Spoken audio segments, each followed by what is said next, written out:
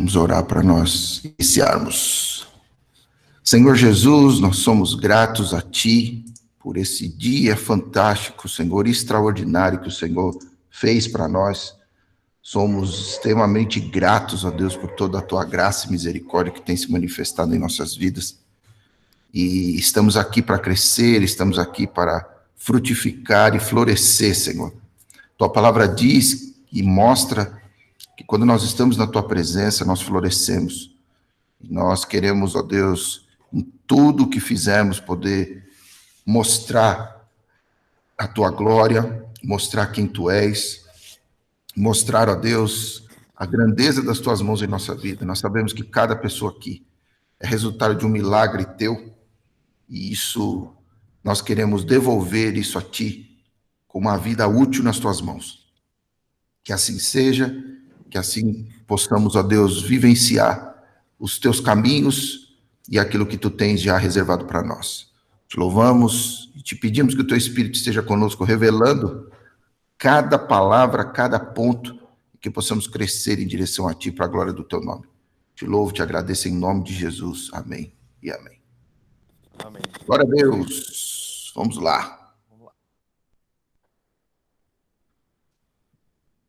Apresentar aqui, hoje eu vou fazer um pouco diferente.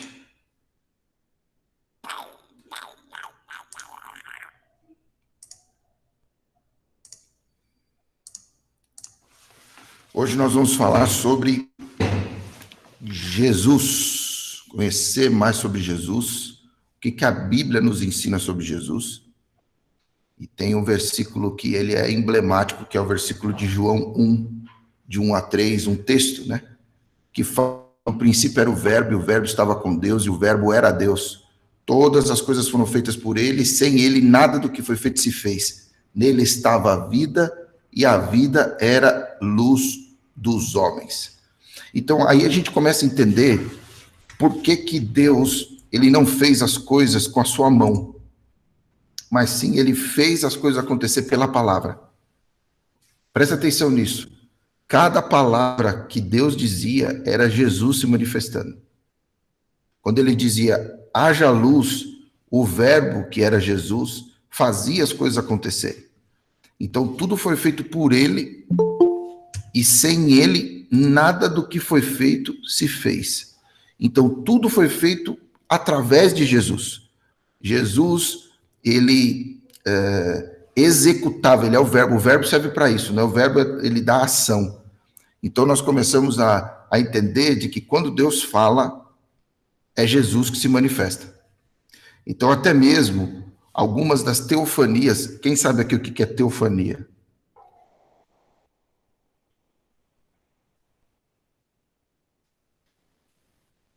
Silêncio. Teofania é manifestação de Deus, de alguma forma.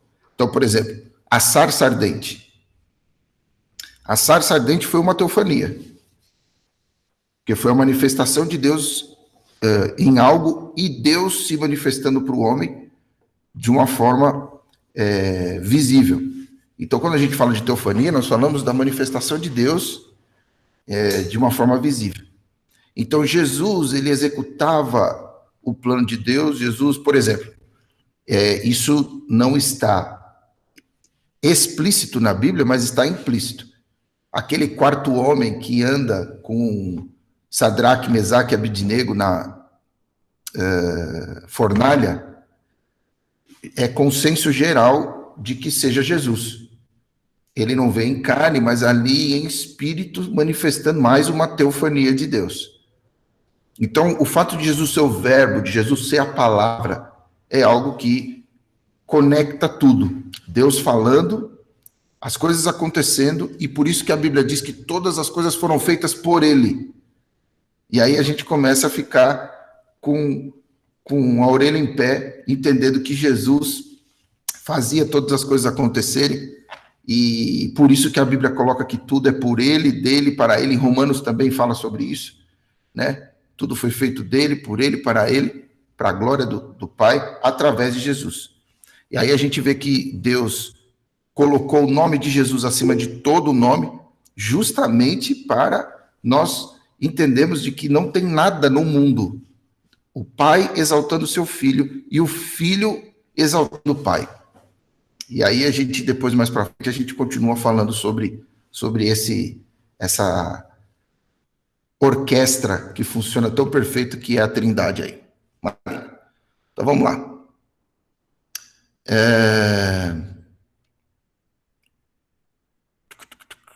Vamos entender uma coisa. Quando Jesus veio, Jesus era Deus ou Jesus era homem?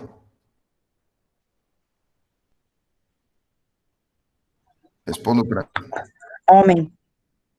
homem. Quem mais? Quem mais? Homem.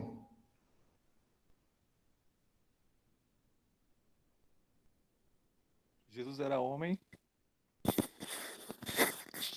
porém, para manifestar Deus. Para manifestar Deus. Ok. Então ele veio como homem. Certo? Certo. E aí, só para contradizer vocês, Jesus ele era 100% homem, 100% Deus. Aí, quando nós começamos a pensar nisso, nós começamos a entender de que algumas coisas que aconteceram com Jesus não poderiam acontecer se Jesus fosse só homem. Peraí. Eita. Mandaram uma foto no escuro aqui.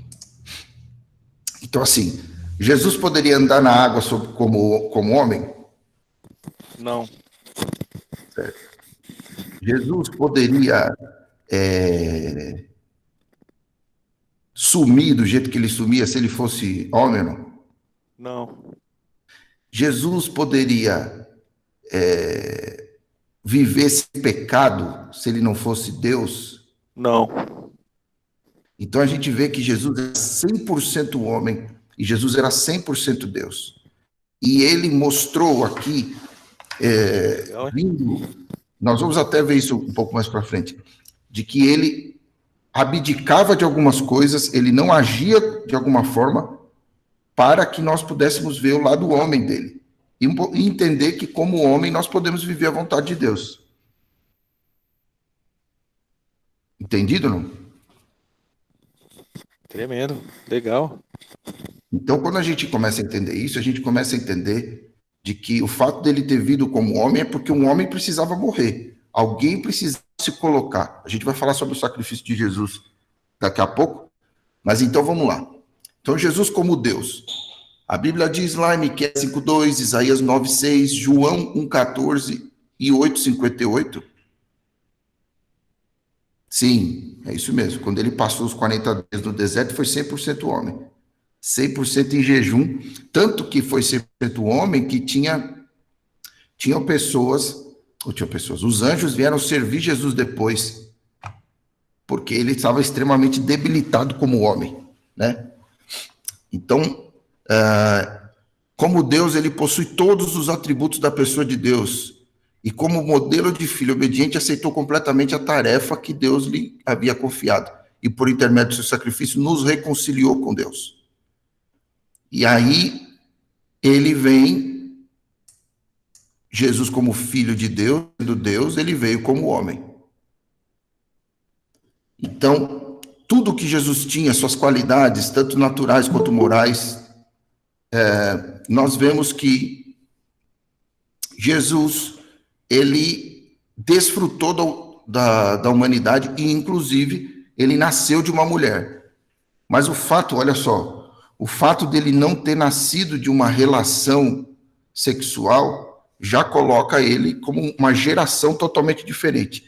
É um homem que foi gerado como Deus, porque foi o Espírito Santo gerando o feto, vamos dizer assim, dentro de Maria. Até aqui tudo bem?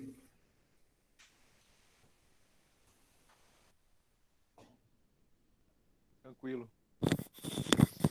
Tranquilo. Então, beleza, vamos lá.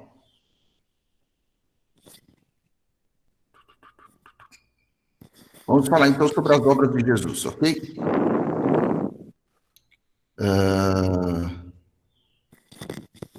Shalom, minha filha, bom dia.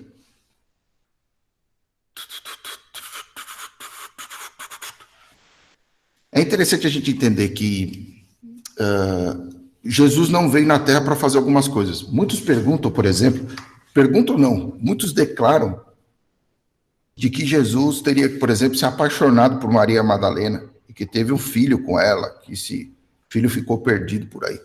Mas a maioria deles esquece de que Jesus não veio à Terra para formar uma família, mas sim para fazer a redenção do povo e também ter ali a questão de mostrar a obra de Deus e implantar o reino de Deus, implantar não, né? Mas trazer o reino de Deus para a terra. Então, quando nós vemos Jesus vivendo dessa forma, quando Jesus nascendo do jeito que nasceu, nós vemos que Jesus e a sua obra, a principal obra era fazer a nossa redenção acontecer e entendemos que Jesus fez todo um plano de Deus acontecer para que nós pudéssemos ser aqueles que trouxessem o reino de Deus implantado. Então você vê, quando Jesus fala, eu estou aqui para que o reino se manifeste, e eu estou aqui para levantar pessoas que caminhem nesse reino e que declarem esse reino. Então uma das coisas que foi colocada foi, olha, quando vocês entrarem nas aldeias, digam que o reino de Deus chegou. Então ele nos habilitou para caminharmos como implantadores do reino, para dizer assim, olha, o reino de Deus, ele vai ser implantado aqui quando eu colocar a planta dos meus pés e todo lugar que eu entrar, isso vai ser manifesto. Amém? Quais são então as obras de Jesus? Filipenses 2, de 5 a 6. Jesus, ele não... Quando esse versículo diz... Vocês querem ler o versículo? Vamos lá. Vamos lá que dá para ler. Se vocês não tiverem Bíblia aqui, aí eu tenho Bíblia aqui. Então eu vou ler aqui para vocês Filipenses 2.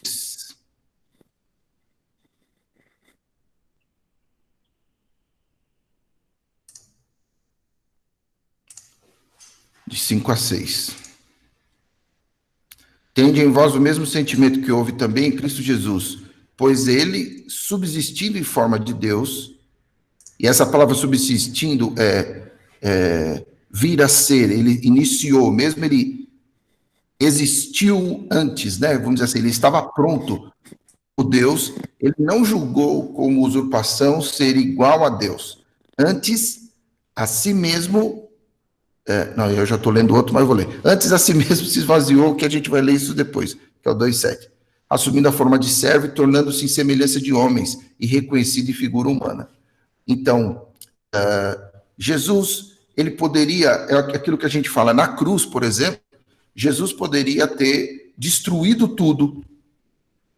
Ele podia ter destruído tudo, mas a graça superou o poder de Deus.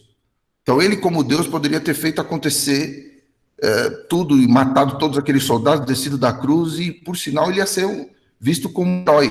Até mesmo como no Messias, que o povo de Israel tanto queria, nós vemos aí Jesus abrindo mão de se manifestar pelo poder de Deus para se manifestar como homem e se fazer sacrifício. Então, ele tinha que fazer o sacrifício acontecer pela questão da redenção da humanidade. Agora, vamos lá. Por que vocês acham que um homem precisou morrer para que nós fôssemos redimidos? Deixa eu ouvir vocês aí. É porque nenhum foi capaz, né? Nenhum homem foi capaz. Todos tinham expectativa em todos, mas todos falharam, né? Todos os homens da Bíblia pecaram. Tinha que ser Certo. um que era igual a Bíblia fala, um cordeiro puro, né? Imaculado, sem pecado. Então vamos lá, mas por que precisou ser um sacrifício? Por que alguém precisou morrer?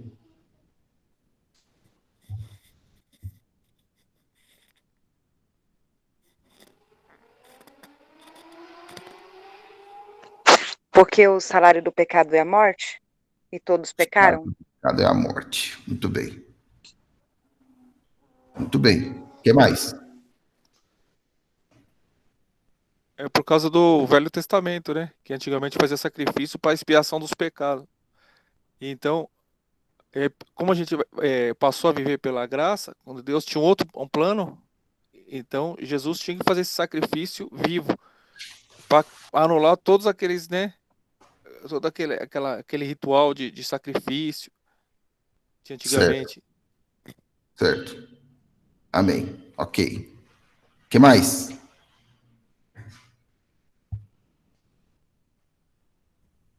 Quando a gente pensa nisso, a gente precisa começar a pensar por que que começou isso? Por que que começou a questão do sacrifício?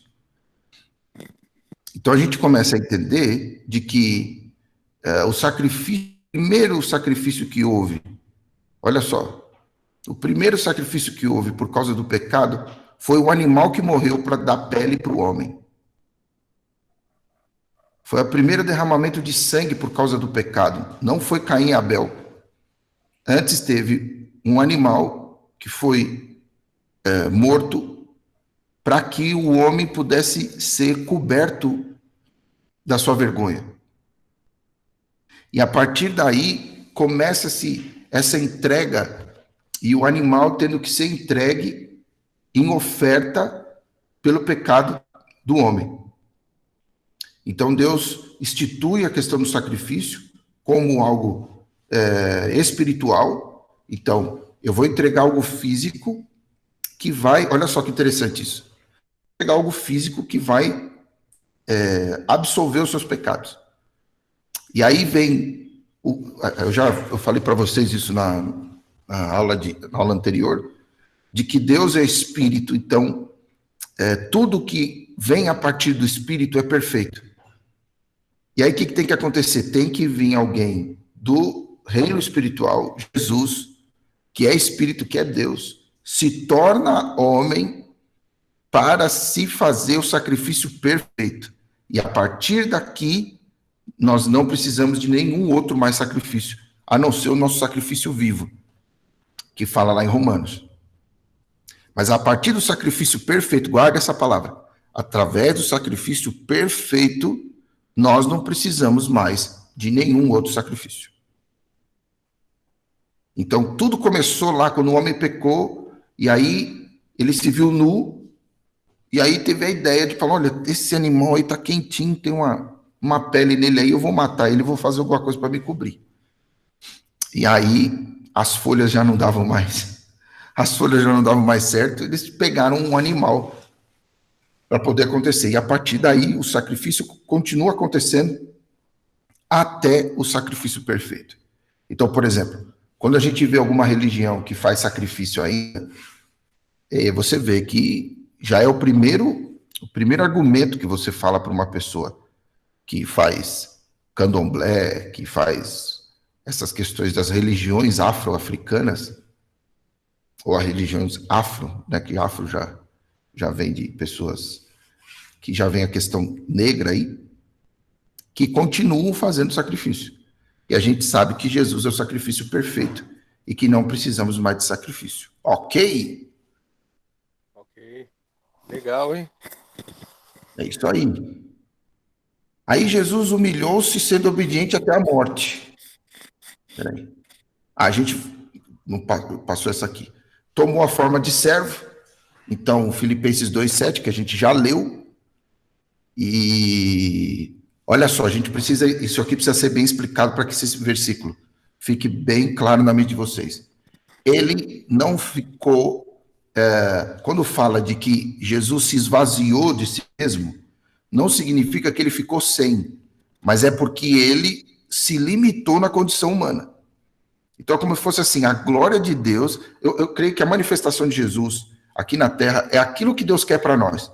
Deus quer que a glória de Deus preencha a nossa vida de uma forma de que nós possamos executar coisas, fazer as obras que o Pai nos designa, através justamente dessa glória, como foi com Jesus. Jesus é o nosso exemplo disso.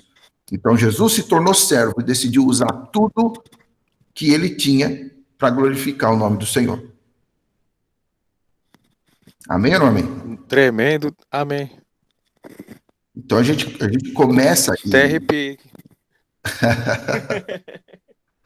a gente começa justamente a ter isso acontecendo e Jesus nos mostrando que é possível, que pode acontecer e que nós podemos viver dessa forma. Amém ou não amém? Amém. Maravilha. Obrigado, Jesus. Jesus é bom demais. Todo o tempo.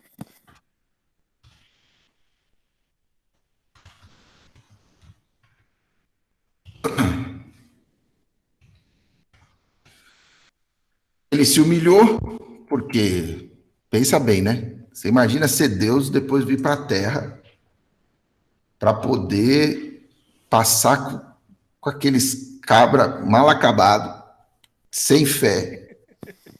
Oh, Jesus. Vocês assistiram o The Chosen que eu falei? Quem assistiu pelo menos o primeiro capítulo? Eu não assisti, não. Qual que é? Você recomendou Eu aqui? vou mandar aqui de novo. É o The Chosen. The Chosen. É uma série, uma das séries mais lindas que eu já vi sobre Jesus. Eu tava assistindo e eu conheci Jesus. É um documentário da Story Channel novo. Esse aqui não, esse aqui ele mostra como Jesus escolheu os discípulos. Então você vê como que ele escolheu Pedro, o que que Pedro fazia. É um negócio lindo. É um negócio lindo.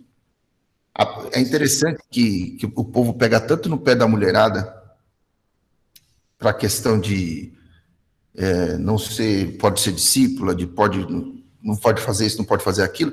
Mas a primeira discípula de Jesus, ou o primeiro discípulo de Jesus foi Maria Madalena. E é importante a gente entender isso, como Jesus valorizava a mulher no ministério dele.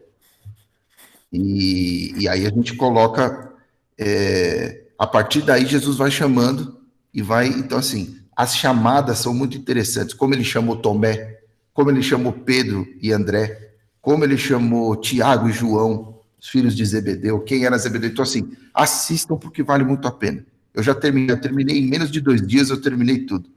E era aqui chorando e glorificando a Deus e falando em línguas, porque era lindo mesmo. E mostrou Jesus de uma forma que eu sempre imaginei.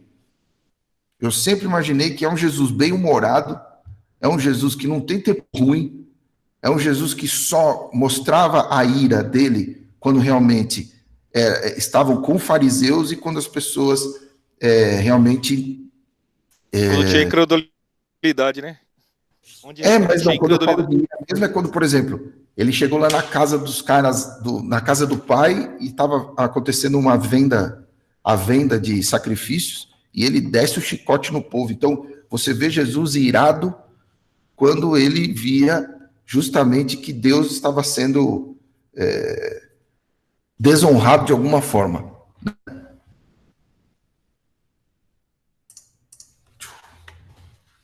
Vamos lá. Jesus ele foi exaltado soberanamente.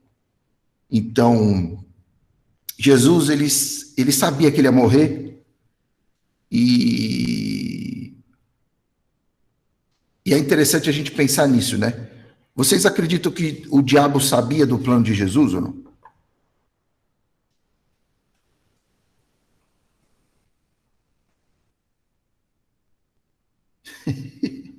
Esse silêncio de vocês.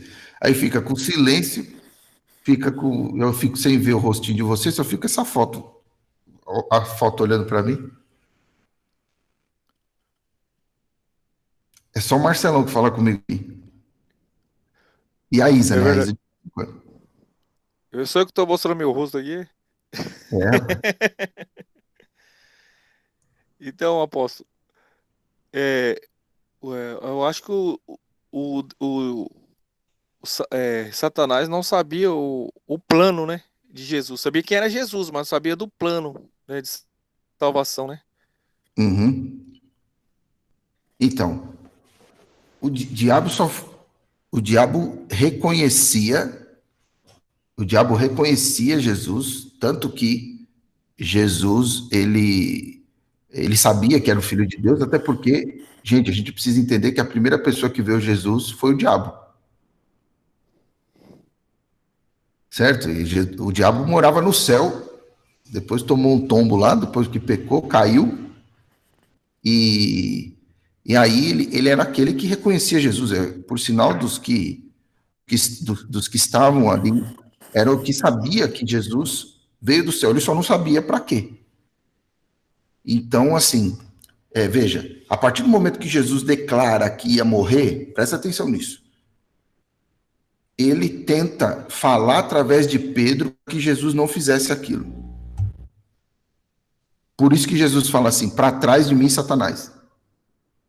Ele não está dizendo para Pedro, ele está dizendo para o que estava por trás de Pedro. Então, o diabo se manifesta através de um discípulo muito amado para poder justamente remover a ideia de que Jesus não era para Jesus morrer. Então, a gente entende de que o diabo conhecia, o diabo sabia, e ele queria acabar com o plano justamente de que Jesus morresse. Porque assim, gente, o diabo, ele pode ser tudo, mas não é burro. E se Jesus falou que ia morrer, ele sabia o valor do sacrifício de Jesus. Ô, apóstolo, eu tenho uma pergunta. Por que que o diabo não sabe o plano, tipo assim, ele não sabia que Jesus tinha vindo em espírito, ele só reconhece que Jesus tinha vindo em espírito, mas não tinha vindo em carne? Não, na verdade, não é que ele não sabe. Na verdade, é que ele não aguenta. Porque o diabo não pode fazer isso. Por isso que ele toma posse dos corpos, através dos demônios. Porque, na verdade, o sonho do diabo era ser um homem. Ele poder ter essa graça de poder sentir o que o homem sente. E o único que pôde fazer isso foi Jesus. Então, o que ele faz? O diabo vai e ele não pede licença. Ele vai e assume. Por que é uma possessão demoníaca? Através de alguma brecha na vida das pessoas. A brecha que eu falo não é no sentido, esse sentido religioso que o povo coloca. Eu falo mesmo do que a Bíblia diz. A Bíblia assim, diz, não dê lugar ao diabo. O que dá lugar ao diabo? Tudo aquilo que é fruto da carne. Então a gente abre lá em Gálatas 5, a gente vê todos os frutos da carne. Todos aqueles frutos, ele porta aberta para o diabo entrar. Legal. Certo? Então, assim, o diabo ele quer tomar posse do ser humano, mas você vê que não tem muito jeito, porque quando ele toma posse do ser humano, o ser humano não fica confortável, porque o ser humano foi feito para ser habitação de Deus, não do diabo. Então, o Espírito de Deus em alguém é perfeito. Agora, um espírito maligno, e aí a gente já começa a ver o seguinte, aqui já cai por terra a questão que os espíritas colocam, de que tenham espíritos bons e espíritos maus. Então, só tem um espírito que é bom, é o Espírito Santo de Deus. O restante é tudo tranqueira. Então, a gente entende que o diabo tem esse ciúme, essa questão. Eu lembro que até o Marco Feliciano falava isso quando ele pregava ainda. Agora ele é mais vereador do que pastor.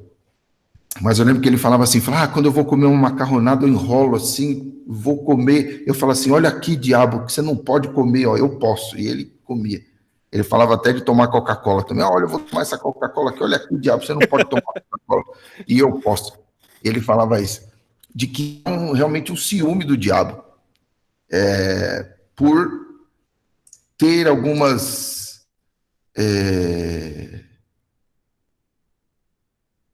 algumas questões, né? De que ele gostaria que fosse, mas não é. Então, a gente vê essa diferença. Então, quando a gente vê que Jesus, ele foi exaltado por Deus, e sobre todas as coisas, ele reina e ele é suficiente, mais do que suficiente até. Vamos lá, os resultados da morte de Jesus: resgate, ele pagou o nosso preço, né? Ele nos resgatou da morte. Então, todo o poder que o diabo tinha e toda a dívida que a gente tinha foi rasgada. E a gente precisa viver dessa forma, tá, gente? A gente precisa viver dessa forma. Viver com esse princípio na nossa mente, de que Deus nos resgatou das trevas e a gente não tem mais que ficar vivendo culpa. A grande questão é que o diabo ele consegue fazer com que o nosso passado ascenda e que a gente viva por culpa daquilo que a gente fez. E isso nos destrói. O ser humano não sabe lidar com culpa. Eu E posso ter uma diga, pergunta pro senhor. Hoje eu tô cheio de pergunta, né? não, mas tem que ser. Aqui é o momento, vocês estão com uma oportunidade linda aqui de fazer pergunta, então aproveitem. Quando Jesus morreu, quando a Bíblia fala que ele foi ao inferno e tomou a chave da morte Sim. é, do diabo, o que significa? Porque ele tomou a chave da morte. Então, é como se fosse assim. A Isa até falou sobre todos os pecados instituídos estão da glória de Deus e o salário do pecado é a morte. Aí o que Jesus faz? Eu venci o pecado. O pecado já não pode matar mais ninguém que me aceitar. Então ele pega a chave que antes era o pecado está ligado ao inferno, está ligado ao diabo. Então ele vai e diz assim: olha, eu quero dizer que agora, nesse momento, o meu sacrifício ele é suficiente para que não haja mais a morte espiritual. Ah, então é Então, totalmente ligado a esse mesmo, esse resgate, né? É sim, sim. totalmente. Então, assim, ele vence a morte na cruz, né? E por isso eu acho que, assim, essa parte o diabo não esperava. É aí que está a grande sacada. Ele não esperava que Jesus ressuscitasse. Então, assim, falando, não, nós vamos matar ele e beleza, matou. Quando matou, ele não esperava que depois de 3 dias ele ressuscitasse e pudesse fazer essa obra redentiva acontecer e nos colocando justamente que nós podemos um dia morrer no corpo, mas nosso espírito vai estar vivo. E é claro que a Bíblia diz que nós vamos ressuscitar com Cristo. Então, nosso corpo também vai ressuscitar e vai ser glorificado. E nós vamos ver aí a glória de Deus. Então, a chave da morte é justamente assim: a morte não tem mais poder sobre nós. Legal, beleza. Ele Obrigado, nos apóstolo. deu ele nos deu a vida eterna, ok? Ok. O resultado da morte de Jesus, então, é o resgate e a reconciliação. Então, nós éramos inimigos de Deus. E aí, Jesus vem e nos reconcilia. Sabe quando você faz aquele negócio com os irmãos, assim? Teu irmão está brigado com o outro, você senta lá no meio e fala assim: ó, vem aqui, eu quero mostrar um negócio para vocês. Vocês precisam ficar bem, vocês precisam. É exatamente isso que Jesus fez quando ele reconciliou a gente com Deus. O pecado nos fazia brigar com Deus. E aí ele nos reconcilia, nos faz reconciliar com Deus. Então, antes a gente estava brigado, agora a gente não está mais. Nós estamos de bem com Deus. Jesus nos reconciliou com Deus. Quais são os benefícios da morte de Jesus? Justificação. Então, é aquilo que. Lembra que você falou assim? Não há nenhum justo sequer. Só que depois que nós somos salvos, nós somos justos. Então, Jesus, ele entra e ele nos transforma em justos, não porque nós somos justos, mas porque o sangue dele nos faz justos. Porque ele nos faz justos. Quer ver? Eu vou mostrar um negócio para vocês aqui, rapidinho. Tudo bem aí? Vocês estão acordados? Tá todo mundo na cama? Igual o Marcelão, não?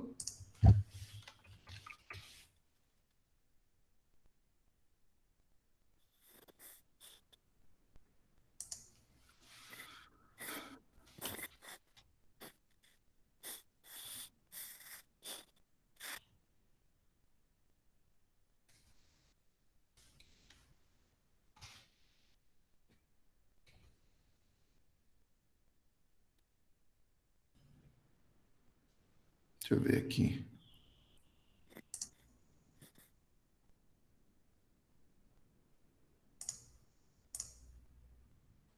Ah, não.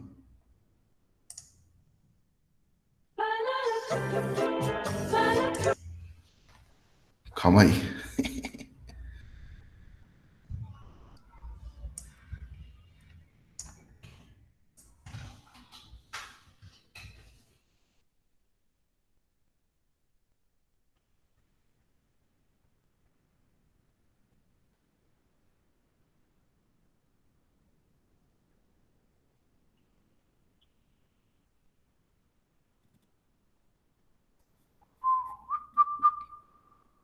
Queria achar o canal desses casos, acho que eu vou achar só o vídeo mesmo.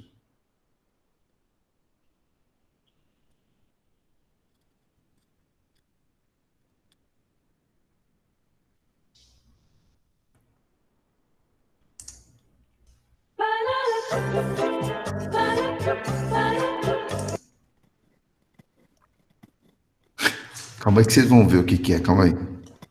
Vocês estão ouvindo o som, não? Então,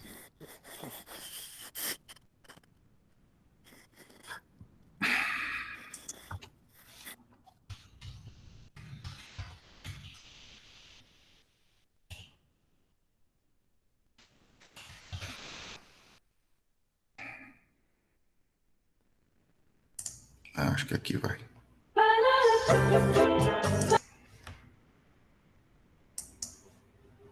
Vou compartilhar com vocês.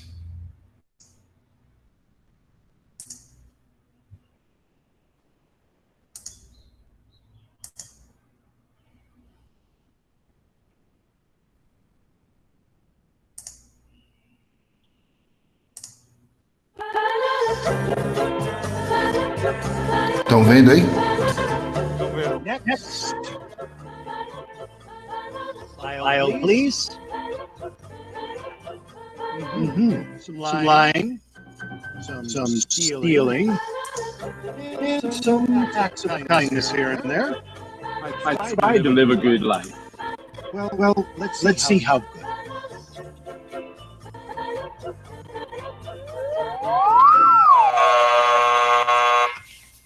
This way.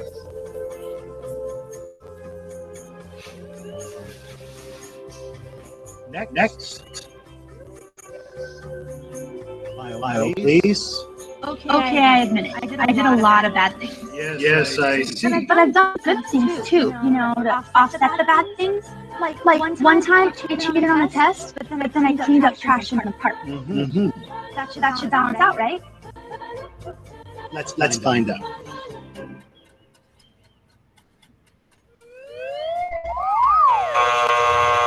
This way. That should have balanced out, right? It should have balanced out. Next. File, please. Press two. Oh yeah. I devoted my entire life to make this world a better place. I dug wells in Africa. I donated blood every month, and I ran an orphanage in India. I mean, I just wish I could have done more. And is this your subscription? I only read the article.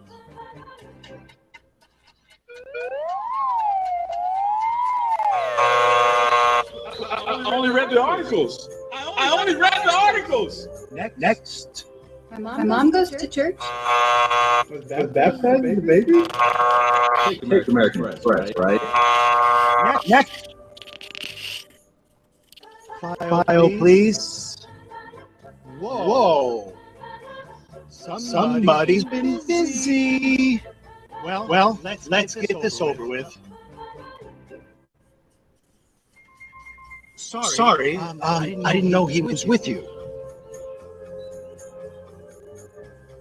Okay, step on the scale. Not you. Him.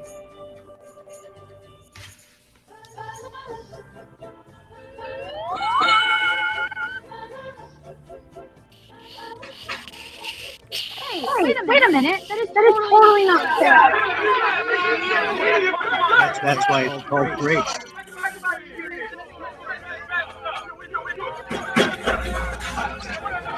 Next.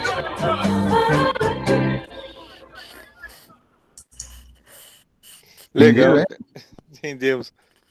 Legal. Esse vídeo mostra justamente Nossa. como que as coisas funcionam. Oi? Lindo de ver, né? Não é? A gente entender que quando a gente chega lá, Justificado pelo Jesus, justifica tudo pela gente. ele sobe na balança, ele equilibra tudo. Então a gente crê que realmente o sacrifício de Jesus é para nos tornar justos, e não é por nossa bondade. Olha só, as pessoas confundem as coisas. Não é pelo fato de eu fazer bondade, ou de eu ser bom, ou de eu ajudar as pessoas, que isso vai me ajudar no céu. É, na verdade, porque o céu me ajudou e eu faço isso aqui. O céu me salvou, o Jesus me salvou para que eu tenha uma fé com obras vivas, com obra. Na verdade, não tem uma fé morta, porque a fé sem obras é morta.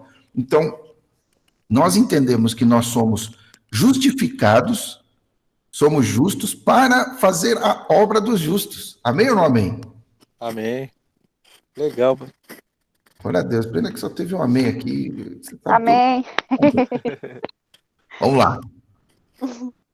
A obra de Jesus foi para nos adotar, então nós somos adotados, né? Nós somos filhos de Deus e co-herdeiros com Cristo, então nós somos adotados pelo Senhor, através de Jesus. Nós somos santos, e aí é a frase que a gente fala, por exemplo, no encontro com Deus.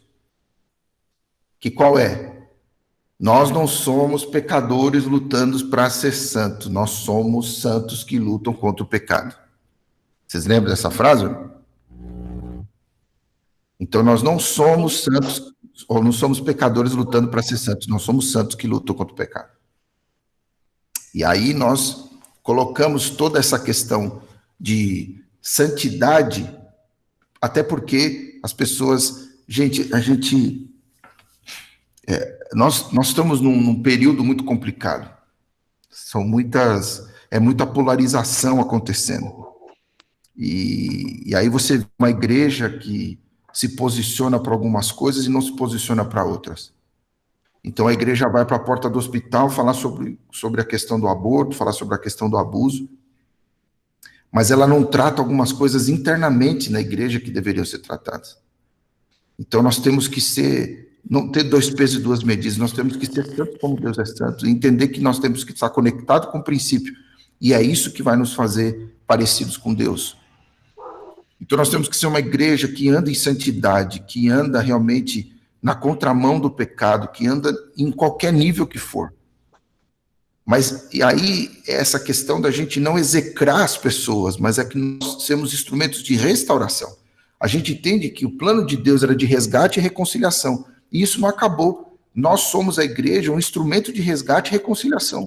Nós somos pacificadores, nós somos pessoas que têm que trazer a obra. É aquilo, né? Eu vi um Twitter, eu até respondi para o pastor. O pastor falou assim, o nosso evangelho promove paz ou promove guerra? E ele estava falando justamente de algumas ações que as pessoas estavam fazendo como igreja. E eu tive que dizer para ele, eu falei, olha, Jesus nos ensinou a levar paz aonde tinha guerra, mas também levar guerra aonde tinha paz. Porque, por exemplo, ele diz que eu não vim trazer paz à terra, eu vim trazer espada. Eu vou colocar esposo contra esposa, filho contra pai, porque aonde houver justamente essa questão de eu me converti, o meu pai não, eu não posso ficar com aquilo que meu pai entende, eu tenho que ficar com aquilo que o céu me falou. Então, esse equilíbrio que a igreja precisa trazer, que o próprio Espírito Santo traz, mas nós precisamos viver isso de uma forma mais efetiva. Amém? Amém. Amém. E apóstolo, ontem a gente estava comentando no treino, né, na célula com o Rafa lá, sobre Certo. a questão do confronto. Certo. Né? Igual que você falou aí.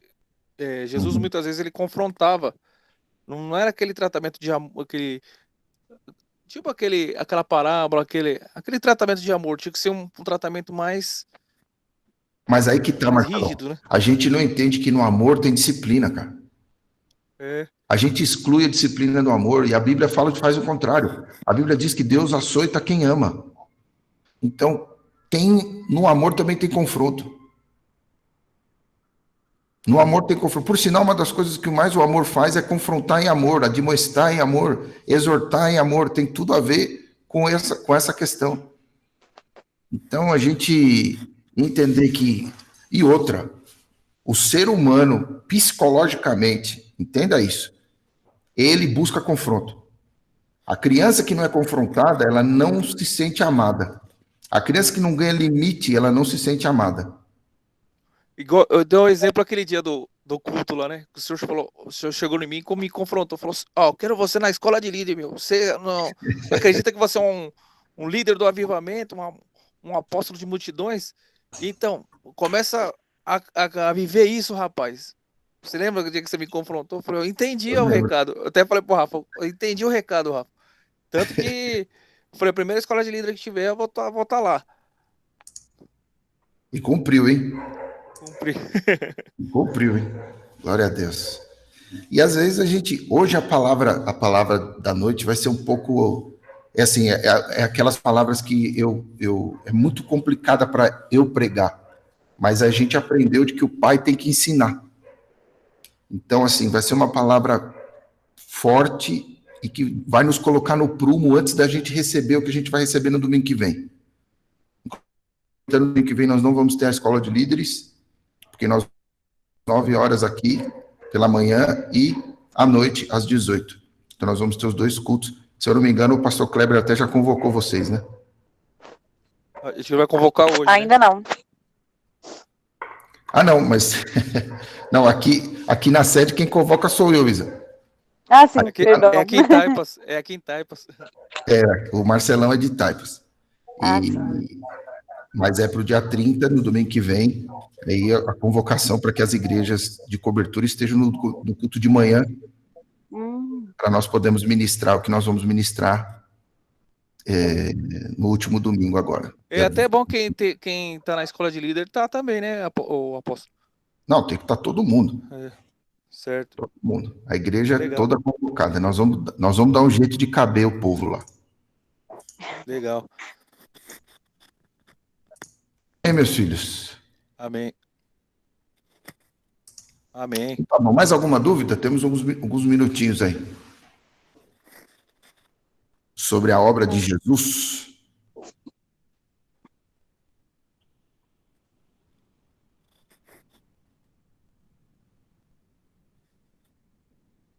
Hã? Sem dúvidas? Então tá bom. Legal. Apóstolo, Diga. sobre as atividades, porque assim, estamos no 5º módulo, né? No Na quinta aula. quinta lição, né? Aula, e a gente ainda não fizemos as atividades. Então, eu vou colocar essas atividades para vocês irem fazendo aos poucos. Entendi. E a primeira não foi todo mundo que fez, mas eu vou liberar aos poucos. E aí depois a gente vai ter, no final, vai ter uma prova geral.